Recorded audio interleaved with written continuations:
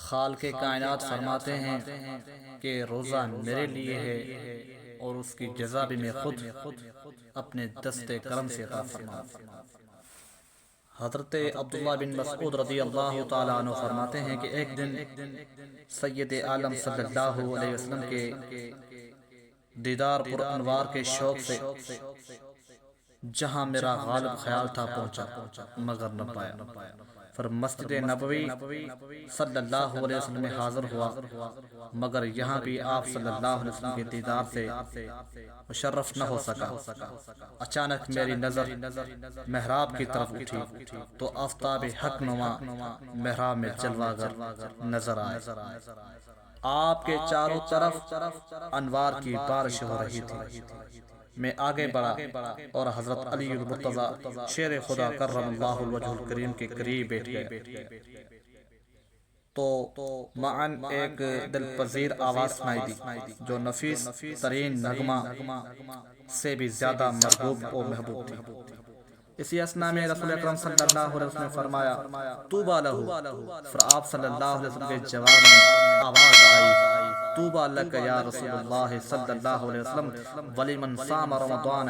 پھر معمولی وقفہ کے بعد حضرت علی المرتضی کرم اللہ الوجہ الکریم سے ارشاد فرمایا یا علی من معک، اے علی تمہارے ساتھ کون ہے؟ حضرت علی المرتضی نے عرض کی یا رسول اللہ صلی اللہ علیہ وسلم میرے ساتھ حضرت عبداللہ بن مسعود رضی اللہ تعالیٰ عنہ۔ آپ صلی اللہ علیہ وسلم نے فرمایا آگے آئیے۔ جب ہم دونوں آپ صلی اللہ علیہ وسلم کی خدمت میں حاضر ہوئے تو آپ کی نورانی پیشانی اس طرح چمک رہی تھی جس طرح 14ویں رات کا چاند مسجد کے محراب میں اترا آیا ہو یا نور خدا جلوہ گر ہوا ہو۔ حضرت ابن مسعود رضی اللہ تعالیٰ عنہ فرماتے ہیں کہ میں نے نہایت انکساری سے اس پاکیزہ نغمہ کے بارے میں معلومات حاصل کرنے کے لیے عرض کی تو آپ صلی اللہ علیہ وسلم نے ارشاد فرمایا تلک نغمۃ جبریل علیہ السلام، وہ جبریل علیہ السلام کا نغمہ تھا جو حضرت خضر علیہ السلام کی حکایت بیان کر رہے ہیں کہ یا رسول اللہ صلی اللہ علیہ وسلم میں آپ کی ملاقات کے لیے آ رہا تھا کہ راستے میں حضرت خضر علیہ السلام سے ملاقات ہو گئی اور ہماری گفتگو کا موضوع آپ کی ذات اقدس تھی۔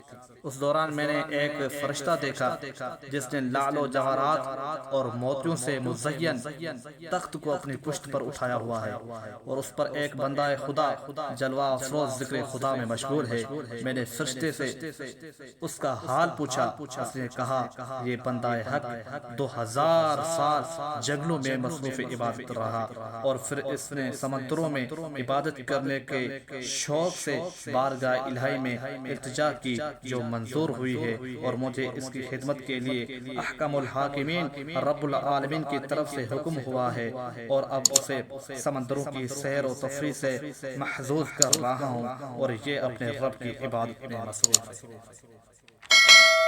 جب حضرت جبریل امین نے یہ بیان کیا تو حضور علیہ السلام فرماتے ہیں میں نے کہا طوبیٰ لہ، تو جبریل امین نے کہا طوبیٰ لک ولی امتک، آپ کو اور آپ کی امت کو خوشخبری ہو۔ آپ صلی اللہ علیہ وسلم فرمایا کیا میری امت میں بھی کوئی ایسا خوش نصیب شخص ہے؟